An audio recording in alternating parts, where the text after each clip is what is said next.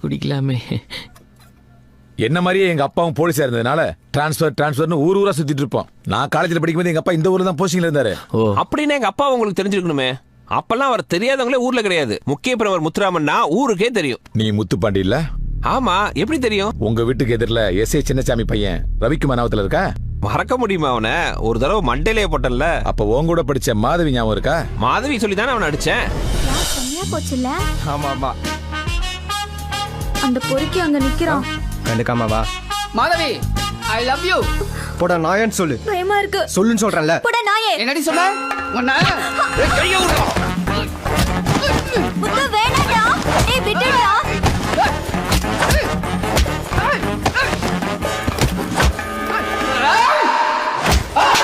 என்ன சார், பல்லு வலியா?